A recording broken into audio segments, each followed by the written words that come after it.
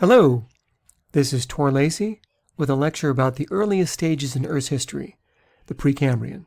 The geologic timescale divides Earth's history into intervals of time according to significant events. Eons represent the largest chunks of time.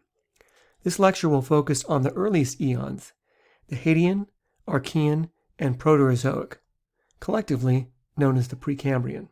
Eras are smaller time intervals, each of which is defined by very important changes to Earth's biology. Periods are the smallest time intervals that will be discussed in this class. The boundaries of periods are marked by less significant events. Time, in millions of years, is given for the boundaries between eons, eras, periods, and epochs. This version of the geologic timescale gives us a sense of how much time comprises the Precambrian relative to the Phanerozoic eon. This is an artist rendition of what early Earth may have looked like. Earth and the other planets condensed out of the protoplanetary disk, a collection of dust and gases orbiting the early sun. By sometime around 4 billion years ago, a molten Earth had become stratified as the densest material sinks to form the core, and the lightest material floats to the surface to form the crust, while moderately dense material becomes the mantle. Oceans form mostly from volcanic eruptions, which release water vapor that cooled and condensed at Earth's surface to liquid water. Water was also added to Earth by comet impacts. It took a long time for Earth's core to cool sufficiently that continents, in the way we think of them today, could start to form. During the first 1.5 billion years, convection was so vigorous that any solidified masses of magma were quickly broken apart by rising plumes of heat, like what we can observe today on lava lakes. Hey everyone, my name is Jonathan, and I'm part of the field experience team with Hoka One, and I'm here to present to you the all-new Bondi X.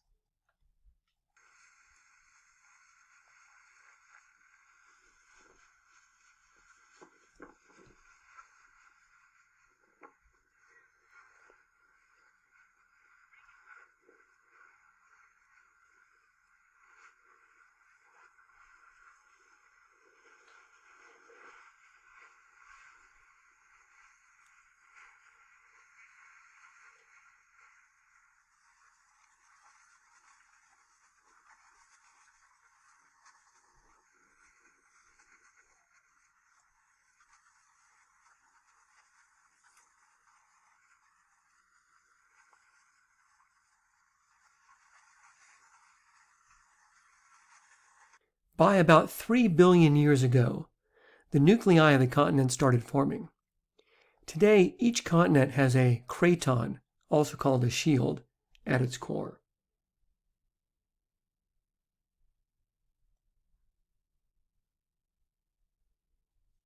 Life started as prokaryotes, organisms with no nuclei or internal structure. This may have happened at the bottom of the ocean, along the mid-ocean ridge systems, where today we find tube worms thriving alongside hydrothermal vents.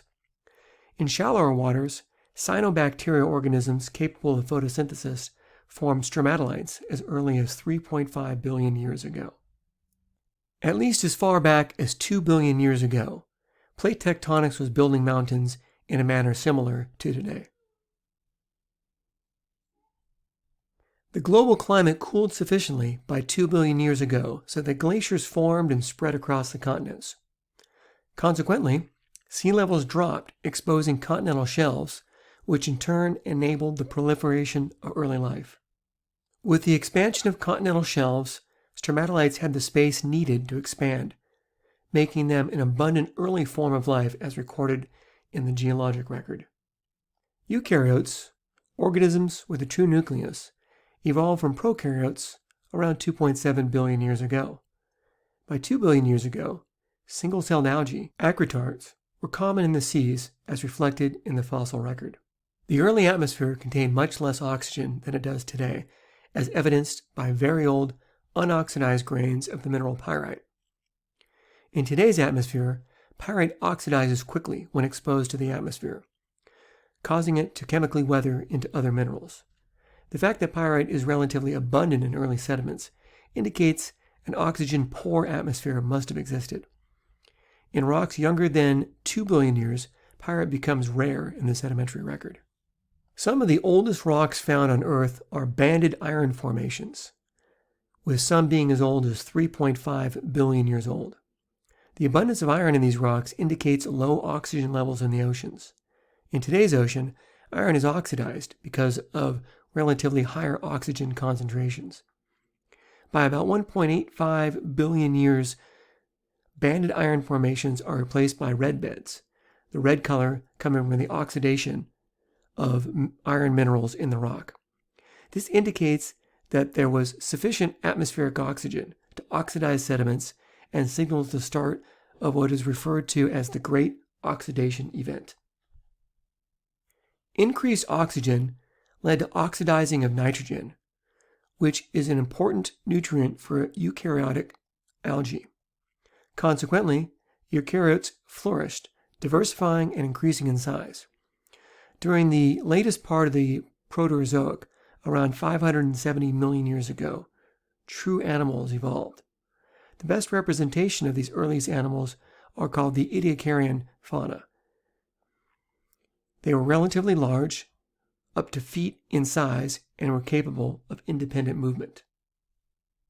In the late Proterozoic, around 700 million years ago, Earth experienced perhaps its most extreme ice age. Continental glaciers and sea ice persisted for tens of millions of years, extending from the poles to latitudes as low as the equator.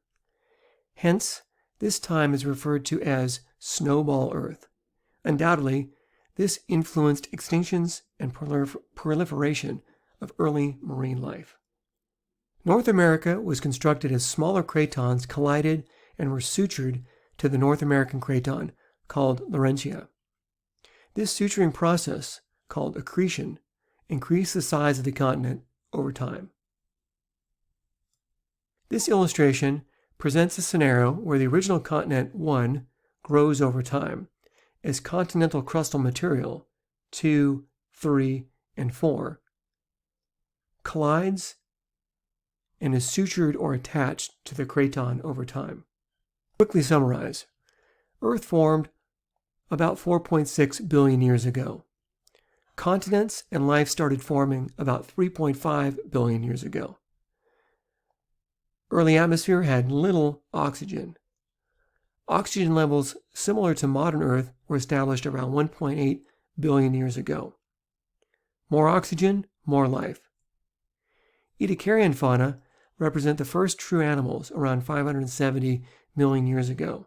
Earth may have been almost completely covered by ice near the end of the Proterozoic. North America, as well as other continents, grew through accretion. Thank you for your attention.